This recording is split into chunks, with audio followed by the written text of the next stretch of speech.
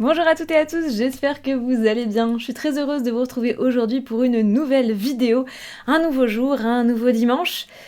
Alors oui, je suis habillée comme la dernière fois, parce qu'en fait c'est le même jour, je tourne en avance. J'ai changé de coiffure pour faire genre qu'il s'était passé des jours. Mais en réalité non, parce que je suis un imposteur. Bon, si vous vous désabonnez, je comprendrai, hein. Je porte le même pull sur 2 vidéos successives. C'est quand même un très gros manque de sérieux. Bref, le sujet du jour, s'il vous plaît, sera plus axé pratique cette fois-ci. On va parler aujourd'hui, comme le titre le laisse présager, et par conséquent je cultive un suspense qui n'existe pas, on va parler des restes de sorts. Qu'est-ce qu'on en fait de toutes ces choses-là? S'il y a une chose que je me suis toujours demandé dans ma pratique, enfin toujours, non, plus maintenant, mais en tout cas quand j'étais jeune, belle et fringante, c'était que faire de tout ce qui me restait sur les bras à la fin d'un sortilège. Et c'est une question qu'on me pose assez souvent dans les messages que je reçois ou entre les abonnés qui suivent le programme Une année en magie sur Patreon. Qu'est-ce qu'on en fait de tout ça ? Quel est le destin de tous ces restes, ces éléments qu'on a dans les mains à l'issue d'un rituel, à l'issue d'un sortilège, d'une cérémonie, tout ce qui est les restes de bougies, hein, ce qu'il en reste qui n'a pas été consumé, les chutes de tissus, de fils, de rubans qu'on a employés pour faire nos sachets, les restes d'encens, les restes de plantes, les pierres qu'on a employées, qu'est-ce qu'on fait de tout ça ? Il faut savoir qu'il y a très très peu de livres qui nous parlent de ça.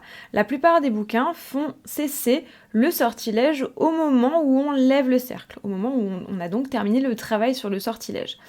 Or, et ça vous le savez, ceux qui suivent Une année en magie, vous le savez, un sortilège il s'arrête pas là.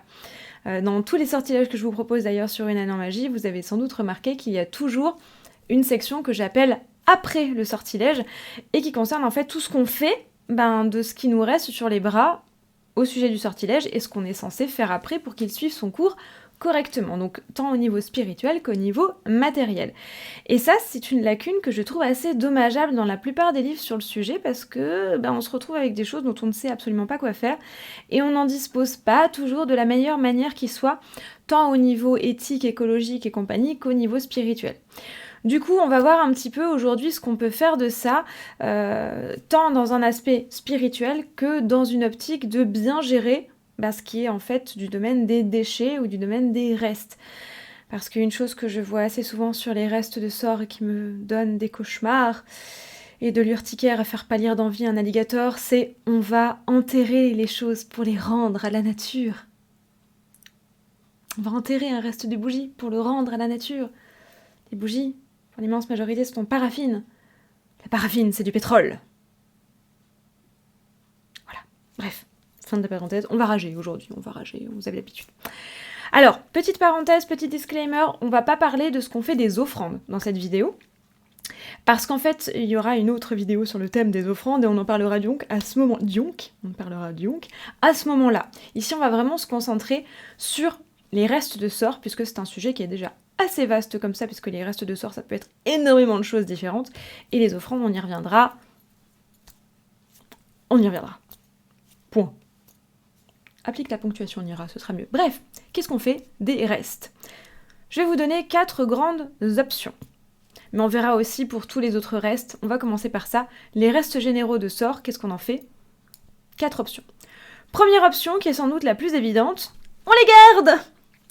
Alors l'idée évidemment c'est pas d'accumuler des restes de sorts et de se retrouver avec une maison digne d'un syndrome de Diogène, on est bien d'accord, mais plutôt de les conserver dans le but de les réemployer ensuite. Soit en les recyclant pour un sortilège différent, soit en les réemployant pour réactiver le sortilège qu'on vient de lancer. Alors, on va pas réutiliser telle quelle, par exemple, on va pas réutiliser de la même manière une bougie, selon si on veut l'utiliser dans un autre rituel ou selon si on veut réactiver le rituel qu'on vient de lancer. Si jamais je veux simplement réactiver mon rituel, admettons que j'ai fait un rituel pour la confiance en soi. Donc, j'ai utilisé une bougie jaune pour la confiance en soi, je l'ai fait brûler juste avant un moment où j'avais besoin de confiance en moi, donc au moment du rituel. Et ensuite, je me dis, cette bougie, je peux tout à fait me dire que je vais l'employer un petit peu comme une réactivation de mon rituel. C'est-à-dire qu'à chaque moment où dans ma vie, je vais croiser une situation où j'ai besoin de confiance en moi, je vais la rallumer quelques minutes. Donc je peux la conserver sur mon autel ou à un endroit particulier, par exemple la confiance en soi, pourquoi pas dans la salle de bain où on va travailler sur son apparence, ça peut être une idée, ou si vous avez un dressing ou une coiffeuse chez vous, ça peut être à cet endroit-là également, ou à tout autre endroit que vous jugez propice à votre confiance en vous. Si par exemple vous êtes un cuisinier ou une cuisinière hors pair et que c'est la cuisine qui vous donne confiance en vous, gardez-la dans la cuisine, ou au contraire justement si c'est en cuisine où vous avez besoin de confiance en vous parce que vous pêchez un petit peu de ce côté-là, bah du coup gardez-la dans la cuisine également, vous avez compris l'idée. Par contre, si jamais je me dis cette bougie je vais l'employer dans un autre sortilège, par exemple vu que j'ai employé une bougie jaune dans un sortilège de magie solaire, là c'est gênant de réemployer la bougie telle qu'elle est.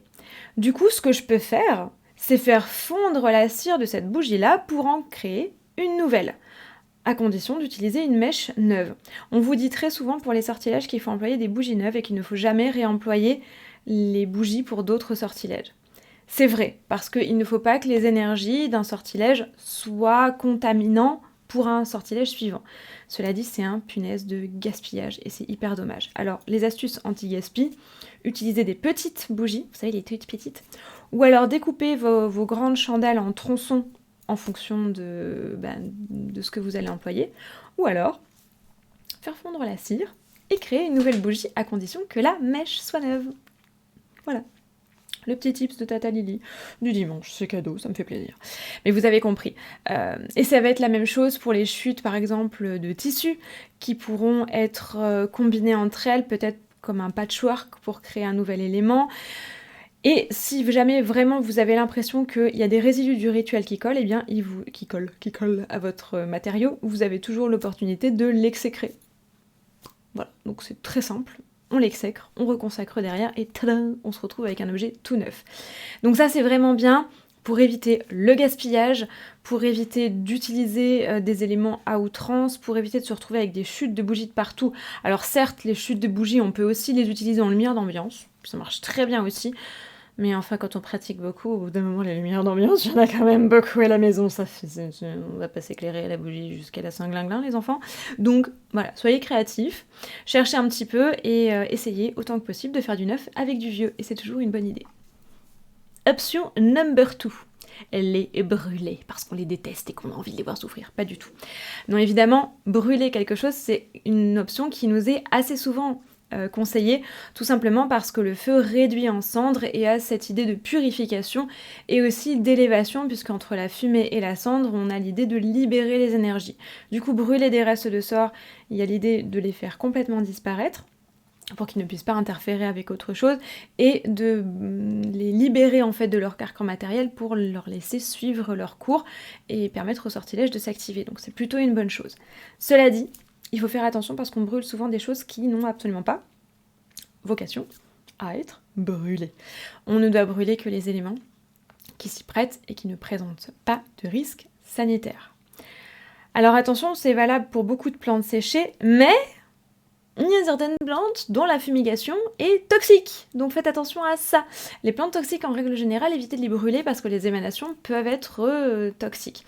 Il y a même certaines émanations, comme le laurier par exemple, qui peut avoir des effets un petit peu gênants, et évitez également de brûler les épices comme la cannelle ou le piment parce que vous allez avoir des yeux qui vont s'en ressentir méchamment. Donc on fait bien attention, on ne brûle que ce qui peut l'être sans risque. Allez vous documenter, faites vos recherches pour faire les choses de manière éclairé et raisonnable toujours. On peut également brûler les fibres naturelles qui n'ont pas été teintées, parce qu'attention, les teintures ne sont pas toujours naturelles, et même quand elles sont naturelles, elles ne sont pas toujours saines pour l'organisme. Il y a des teintures naturelles qui sont toxiques par émanation de fumée.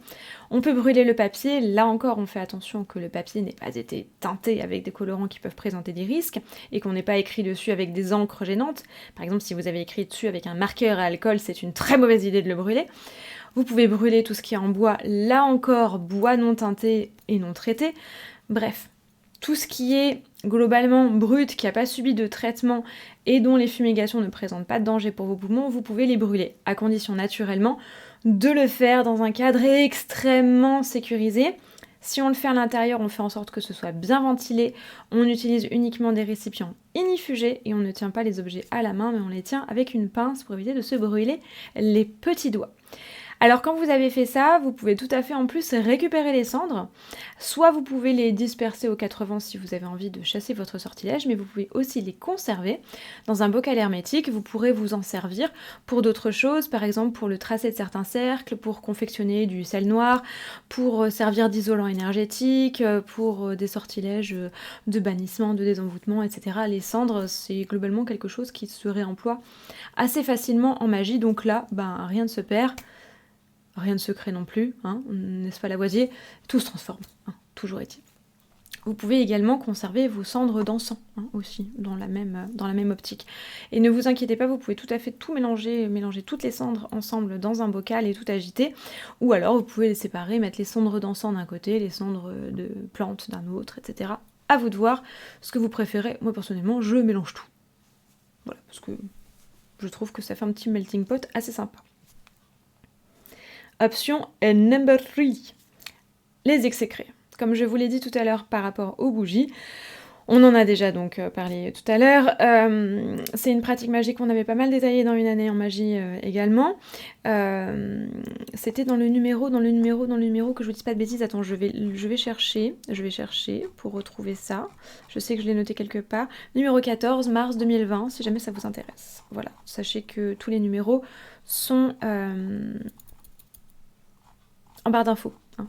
Tous les numéros sont sur ma boutique Etsy, qui a le lien en barre d'infos. Voilà, si j'oublie une partie de la phrase, on va pas y arriver. Bref, donc on peut exécrer les objets pour nettoyer en fait tous les résidus du sortilège, tous les résidus d'intention qui peuvent y être accrochés et rendre l'objet à son état profane.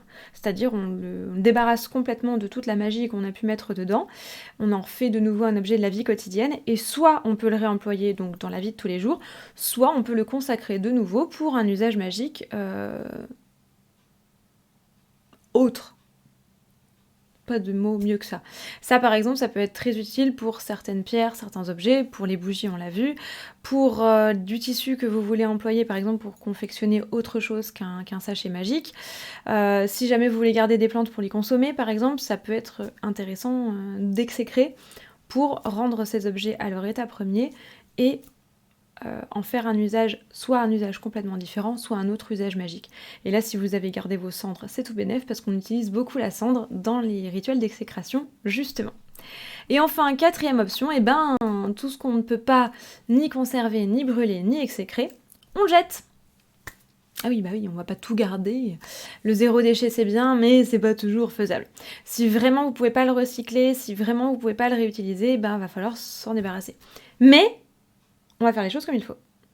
Si vos déchets sont de provenance complètement naturelle, j'ai bien dit complètement naturelle, donc sans colorant, sans traitement, on est bien d'accord, et qu'ils sont d'origine organique, et qu'ils sont d'origine endémique à la région dans laquelle vous vivez, c'est-à-dire que c'est censé se trouver à l'extérieur, et que ça ne présente pas de danger pour l'environnement. Par exemple, le sel, ça marche pas, parce que le sel n'est pas censé se trouver dans votre jardin, vous n'avez pas de sel chez vous. Le sucre, pareil, c'est pas censé se retrouver dehors, même si c'est un produit qui est naturel, le sucre n'a absolument rien à foutre dehors. Par contre, si vous avez utilisé de la verveine, si vous avez utilisé de la sauge, ou ce genre de choses-là, ou des feuilles de chêne, ou des choses comme ça, on est bien face à des déchets qui sont organiques, qui sont non traités et qui sont endémiques à votre région. Dans ces cas-là, on peut tout à fait les enterrer à l'extérieur, que ce soit dans votre jardin ou dans un espace autre. Vous pouvez même, si jamais ça s'y prête, si vous avez un compost, les mettre au compost et vous en servir d'engrais pour vos propres plantations. Vous pouvez également faire attention et regarder s'il y a des bacs de tri qui pourraient accueillir certaines choses. Par exemple, je pense quand on détruit une spell jar, par exemple, donc un bocal de sorcière, il nous reste le bocal. Et souvent, alors si vous avez confectionné un bocal de sorcière, c'est des objets qui sont extrêmement chargés. Bien sûr, on pourrait exécrer le bocal, mais on nous conseille souvent, quand on se débarrasse d'un bocal de sorcière, de le briser. Dans ces cas-là, on va mettre les bris de verre au bac de tri de recyclage du verre. Ça paraît évident, mais ça l'est pas toujours.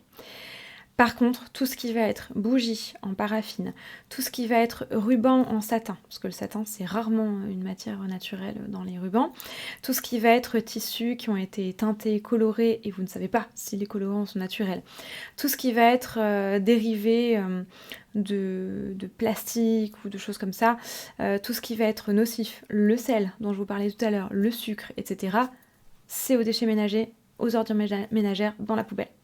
Alors oui, je sais, ça peut sembler pas du tout magique de mettre les choses à la poubelle, et pourtant c'est la destination que ces objets doivent avoir. C'est pas parce qu'ils ont été sacrés à un moment qu'il faut bafouer les règles élémentaires de l'écologie et les enterrer dans le jardin. Non, votre bougie en paraffine, elle a rien à foutre dans la terre, dehors. Et votre sel, encore moins. Le sel, c'est un stérilisateur, c'est hyper dangereux.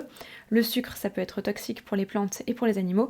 Même chose avec les produits transformés comme le chocolat, comme les gâteaux, comme même les gâteaux que vous avez confectionnés vous-même, et ça on y reviendra quand on parlera des offrandes. Bref, on fait attention à ça.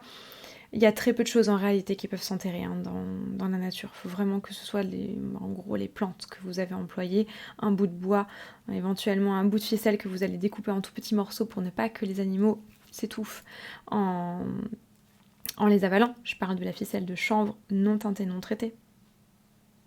Donc en fait celle qui fait des petits fils, vous savez, donc qui va se déliter lentement. Mais on fait très très très attention à ça, ne romanticisez pas trop, ça veut rien dire. Le fait de disposer de vos restes de sort, n'oubliez pas que quand vous en disposez de ces restes, ils ne sont plus investis de magie, donc ils ne sont plus sacrés. Finir à la benne, c'est pas très grave. Alors, donc ça on a parlé donc des résidus. Mais les charmes en eux-mêmes, c'est-à-dire les objets qu'on a confectionnés au cours des rituels, qu'est-ce qu'on en fait ? Le sort en lui-même. Souvent, on va vous dire de réaliser un sachet. Donc, on a vu ce qu'on allait faire, des restes de tissu, des restes de ruban. Mais le sachet en lui-même, une fois que le sort a opéré, qu'est-ce qu'on en fait ? Le sachet, la potion, les talismans, les amulettes, tout ce qu'on a fabriqué au cours du sortilège, qui a eu un but précis et qui a rempli son but, et bien qu'est-ce qu'on en fait ? Une fois que c'est terminé, on en dispose comment ? Personnellement, j'ai longtemps accumulé mes charmes qui avaient terminé leur vie parce que je ne savais pas trop comment en disposer. J'avais peur d'influer sur le déroulé du sortilège, j'avais peur même de l'annuler, quelquefois. Je savais pas du tout comment faire, je savais pas si j'allais pas m'attirer quelque chose de négatif, donc je les accumulais et je me retrouvais avec des charmes qui servaient plus à rien. Je savais même plus qui était qui dans une boîte. Et en fait, c'est là qu'on gêne le sortilège, en réalité, puisqu'on bloque les énergies, on empêche le lâcher-prise, et du coup, ça crée des énergies stagnantes, et c'est pas ouf au quotidien. Donc on va voir cette fois-ci, non pas 4, mais 5 techniques pour se débarrasser de nos charmes, une fois qu'ils ont accompli leur travail. Number 1, c'est le même que tout à l'heure, on les garde. En sélectionnant, évidemment. Alors il y a certains charmes qui peuvent être conservés pendant une période assez longue sans accumuler une énergie stagnante qui va être nocive et qui va être pénible. Par exemple, si vous avez fait vos vœux, pas les vœux, je souhaiterais que Marie-Chantal me remarque à la machine à café. Je parle du vœu, le serment que l'on fait. Par exemple, quand vous faites votre auto-initiation ou votre initiation, très souvent vous allez prononcer des serments, ce qu'on appelle des vœux, qui sont en fait des engagements que vous vous engagez à respecter suite à ça. Donc ça peut être par exemple, je m'engage, je fais le vœu de pratiquer, je fais le vœu de me documenter sur telle divinité, je fais le vœu de travailler avec telle entité, etc. etc. Et souvent c'est symbolisé par certains éléments, par des cordes à nœuds. Quand on a un charme de vœu, étant donné qu'on est censé respecter ça pendant très longtemps, on peut tout à fait le conserver. Même chose avec les charmes de bénédiction ou de protection, comme la bouteille de sorcière dont je vous parlais tout à l'heure, la guérison si on travaille sur une maladie chronique par exemple, vu que c'est des choses qui vont rester sur le long terme, on les conserve. Alors on les conserve raisonnablement, on les met à l'abri des petites mains curieuses et des petits nez fureteurs et des yeux indiscrets, et des énergies qui n'auraient rien à faire avec. On les met dans un endroit propre en général, sauf les bouteilles de sorcière qu'on peut mettre dans les caves, dans les résidus, mais c'est encore un cas particulier. On le met dans un endroit fermé, protégé, et en général on choisit un emplacement qui sera à peu près raccord avec le but. Hein, par exemple, si je fais un charme de protection de la maison, je peux le mettre au niveau du seuil pour empêcher les énergies d'entrer, ou je peux le mettre au cœur du foyer. Par exemple, je peux le cacher dans une pierre de ma cheminée, ça peut être une option. Un charme de guérison, je peux le mettre tout au fond du tiroir à médicaments, par exemple, de l'armoire à pharmacie, ce genre de petites choses-là. Vous avez compris. Option numéro 2, je le démantèle. Alors là encore, on est dans une optique de recyclage. Là, l'idée, ça va être de démanteler votre sortilège pour en isoler de nouveau les composants et pouvoir en réemployer certains et en détruire d'autres. Donc en fait, on va en faire des restes. Et on va disposer des restes de chacun de ces restes, comme on l'a vu précédemment. Petit conseil général, souvent, on démantèle un sortilège dans l'ordre inverse de celui qu'on a employé pour le créer. Donc par exemple, si jamais vous voulez démanteler un sachet, vous allez sortir du sachet en premier, le dernier objet que vous avez mis dedans, et vous allez finir par le premier que vous avez rentré à l'intérieur. Alors, si c'est des poudres de plantes qui sont toutes mélangées, bien entendu, il n'est pas possible de le faire et on sort tout en même temps. Mais je parle si les éléments sont isolables. Je sais pas, ça se dit isolable ? On va dire que ça se dit ? Ou on le rajoute dans le dictionnaire ? Faisons ça, on respecte rien, de toute façon. On respecte rien sur cette chaîne, c'est insupportable. Alors du coup, là vous allez me dire, oui, mais si je m'en rappelle pas ? Eh bien c'est pour ça que nous avons un livre des ombres, les amis, c'est pour garder des traces de ce qu'on fait. Donc pensez à ça, quand vous faites un sortilège, pensez à noter le modus operandi que vous avez suivi, et ça vous aidera le jour où vous aurez besoin de le démanteler à le faire dans l'ordre correct.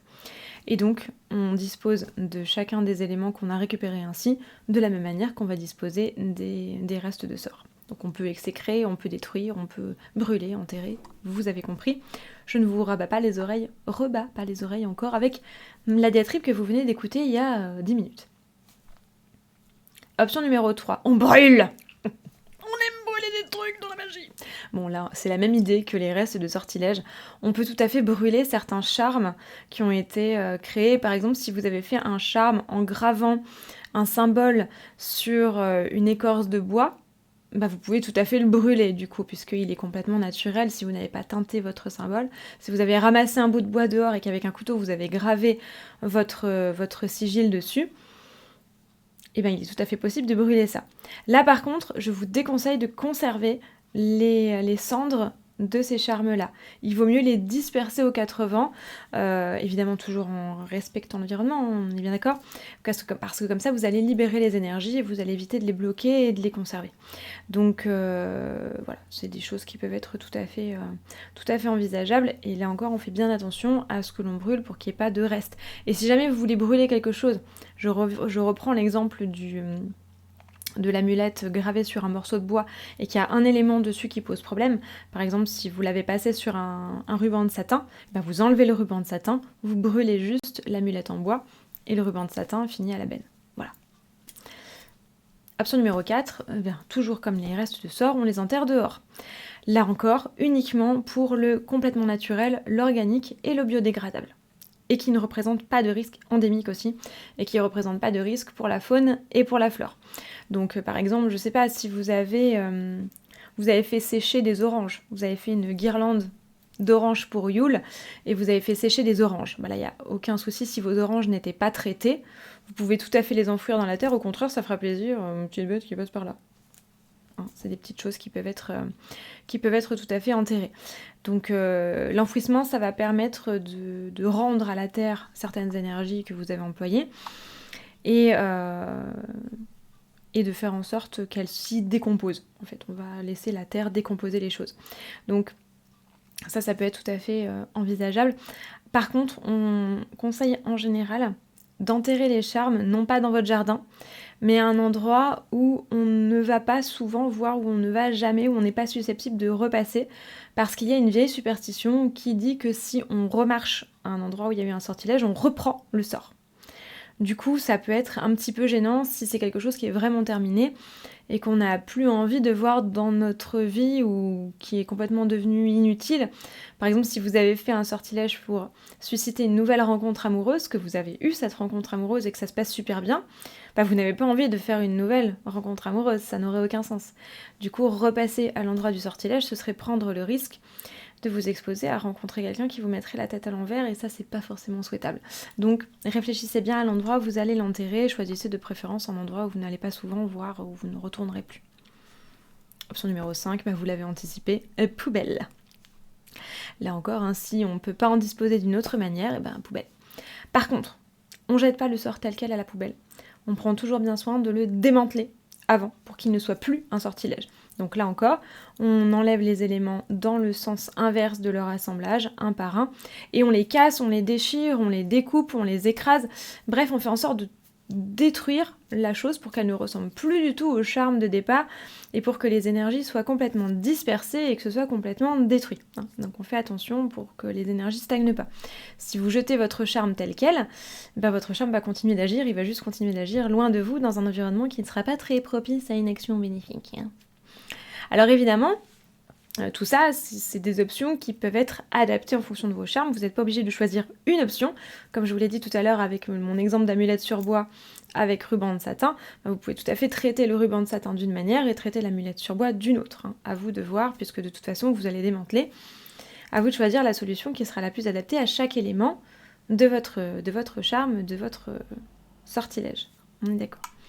Alors, et si jamais je me retrouve avec un sortilège, un reste, un charme, mais qui n'a pas marché. Ça, c'est une question qu'on m'a posée. On m'a dit, oui, mais là, on détruit le charme une fois que le charme a rempli son office, une fois que l'amulette, le sachet charme, le rituel a fonctionné, je le détruis parce que j'en ai plus besoin. Mais si jamais il n'a pas marché, qu'est-ce que je fais des restes ? Eh bien, en réalité, exactement la même chose. Que votre sortilège, il ait eu un effet ou pas, il a eu de l'énergie en lui. Et c'est cette énergie-là qu'on veut détruire. C'est pas tellement l'efficacité du sortilège. Donc, vous le traitez exactement de la même manière qu'un charme qui a marché. Alors, c'est bien joli tout ça, mais quand est-ce qu'on fait ça ? Quand est-ce qu'on peut déterminer si un sortilège a marché, si un sortilège a marché, à quel moment on va détruire ses composants ? Alors, dans le cas où un sortilège a fonctionné, c'est facile. Juste après l'effet escompté, vous pouvez en disposer. Dès que vous avez obtenu ce que vous avez demandé, en fait, ça sert à rien que le charme continue à agir. Ça reviendrait en fait à, vous savez, vous appelez quelqu'un. Vous lui demandez donne-moi la télécommande. Donne-moi la télécommande. Il vous donne la télécommande. Vous n'allez pas continuer à lui dire allez, donne-moi la télécommande. Jean-Jacques, donne-moi la télécommande. Jean-Jacques, donne-moi la télécommande. Non, vous l'avez la télécommande. Donc du coup, si vous gardez votre charme alors que vous avez obtenu ce que vous vouliez avec, ça revient à continuer à demander à Jean-Jacques de vous donner la télécommande. Jean-Jacques, il va en avoir gros sur la patate au bout d'un moment. Donc techniquement, dès que vous avez obtenu ce que vous voulez, on peut détruire. Alors, évidemment, vous allez me dire, oui, mais un charme de protection, je vois que je suis protégée parce que, par exemple, j'ai moins d'ennuis dans ma maison, mais par contre, la protection, j'ai pas envie de l'arrêter. Dans ces cas-là, c'est que vous avez encore besoin de la télécommande. Bon, techniquement, une fois qu'on nous l'a passé, mais vous avez compris. Donc, si vous avez encore besoin des effets du sortilège, si vous sentez que ça suffit pas, c'est-à-dire que si vous avez demandé, si ce que vous avez demandé n'est pas quelque chose de ponctuel, comme par exemple la nouvelle rencontre, vous l'avez eue, vous avez rencontré votre nouvelle Fergus.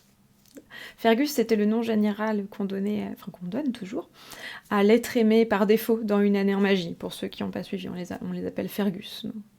Ne me demandez pas pourquoi, c'est une très longue histoire. La rencontre, vous l'avez. Donc, vous n'avez pas besoin de le rencontrer de nouveau. Sauf si vous avez des problèmes de mémoire. Mais techniquement, non, vous l'avez déjà rencontré. Donc là, on peut détruire le sortilège. Par contre, si vous avez fait un sortilège pour protéger votre relation avec Fergus, parce que vous avez traversé des moments difficiles et que vous avez envie de protéger votre relation, si vous sentez que ça va mieux, que vous êtes protégé, mais que vous vous dites c'est encore un peu fragile, on conserve le sortilège. On est bien d'accord. Par contre, si on ne voit aucun effet avec son sortilège, si on se dit qu'il n'a pas marché, je vous conseille quand même d'être un petit peu patient et d'attendre. Les charmes, quelquefois, ça marche pas aussi vite qu'on le voudrait et ça peut marcher à un moment où on l'attendait plus. Donc, attendez un petit peu avant de vous dire que votre charme ne fonctionne pas et de le détruire alors qu'il aurait pu encore avoir de l'effet. Par exemple, vous pouvez envisager de mettre une limite temporelle quand vous faites votre sortilège, pour pas laisser trop de mou, pas trop d'ouverture aux énergies. Par exemple, si vous dites je souhaite rencontrer l'amour, bah oui, d'accord, ok, mais quand ? C'est un peu vaste, n'est-ce pas ? Donc, essayez de dire, par exemple, je souhaite rencontrer un amour romantique qui m'amènera à une relation de couple dans les 6 mois à venir. Comme ça, au moins, vous êtes sûr qu'au bout de 6 mois, si vous n'avez rien, c'est que votre charme n'a pas fonctionné. Voilà, vous avez cette petite clause à intégrer à votre sortilège qui vous permettra de savoir à quel moment détruire votre sortilège. Et donc, si ça ne fonctionne pas, à la suite de ça, vous pouvez le détruire en toute tranquillité d'esprit. Vous savez que ça n'a pas marché. Et c'est pas grave. Et on recommence. Généralement, pour un charme, on va dire, basique dont on n'a pas défini de limitation, on attend une lunaison, donc entre 28 et 29 jours, avant de commencer à se dire que ça a pu échouer. Sauf évidemment si vous avez indiqué un autre délai dans la limitation de votre charme, mais si vous n'en avez pas indiqué, vous pouvez commencer à envisager de démanteler votre sortilège au bout d'une lunaison. En gros, 1 mois, quoi, en quelque sorte. Et alors, et ce sera notre dernière interrogation, qu'est-ce que je fais si mon charme opère, que je vois qu'il commence à avoir des effets, mais que je voudrais bien l'arrêter ? Si je veux interrompre un charme. Par exemple, je le regrette. Ou finalement je me rends compte que c'est pas ce dont j'avais besoin, c'était ce que je voulais sur le moment, mais en fait non. Par exemple, je sais pas, vous avez fait un sortilège d'attraction pour l'amour, parce que vous vous sentiez pas bien, vous avez l'impression que vous aviez besoin d'une nouvelle relation, et au final vous êtes l'objet de beaucoup d'attention, et ça vous met la pression, et vous vous rendez compte que vous avez en réalité plus besoin de temps pour vous guérir de votre relation précédente, et vous redécouvrir avant de passer à autre chose. Vous pourriez avoir envie de stopper l'effet du charme que vous avez lancé, parce que finalement ça vous met dans une situation qui est désagréable. Dans ces cas-là, détruire les composants de ce charme va généralement ne pas suffire, puisque vous l'avez sans doute compris, on ne détruit pas le charme quand on fait ça, on en libère les énergies. Donc c'est problématique. Donc si jamais vous êtes dans ce cas-là, il va falloir opérer un contre-sort. Détruire votre charme, ce sera rarement suffisant. Donc vous n'allez pas pouvoir arrêter un sortilège. On brise pas un sort.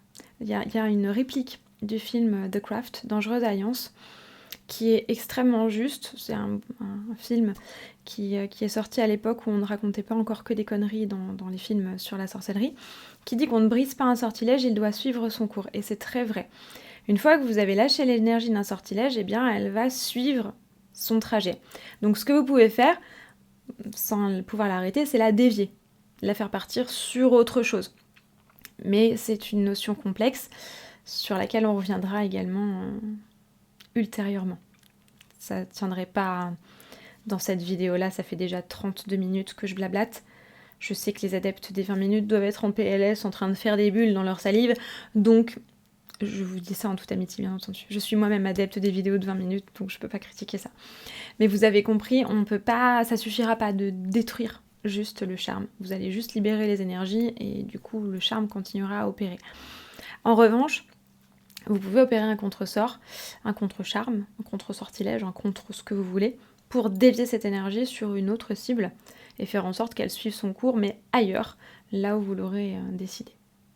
Voilà, j'espère que ça vous aura un petit peu plus éclairé là-dessus. Si vous avez des questions supplémentaires ou des astuces, n'oubliez pas que l'espace commentaire est là pour ça.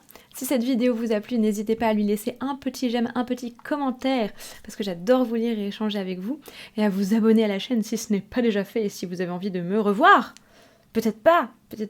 Et si vous voulez me revoir encore plus, eh bien, je vous rappelle qu'il y a le programme Une année en magie, qui tous les mois vous propose un livret d'une centaine de pages et 4 vidéos supplémentaires, oui, pour encore plus de mois, tous les mois, pour ceux qui ne sont pas lassés par... Comment faites-vous abonner Une année en magie? Comment me supportez-vous? Oui, je fais très mal mon autopromo, mais vous avez compris. Et si vous voulez me soutenir sans plus de mois par mois, parce que vous en avez ras-le-bol, n'oubliez pas que j'ai aussi un Ko-fi, sur lequel vous pouvez me laisser un petit pourboire, la somme que vous voulez, c'est toujours très très gentil, ça me touche et ça soutient la chaîne et ça lui permet de continuer à exister et de vous proposer des contenus gratuits tous les dimanches. Voilà. Je vous souhaite un très beau dimanche si vous me regardez dimanche, un très beau jour si vous me regardez un autre jour, une très belle soirée, très belle nuit, très belle matinée, très belle whatever. En attendant la prochaine vidéo, prenez un très grand soin de vous et surtout n'oubliez pas le plus important, restez magique. À très vite. Ciao.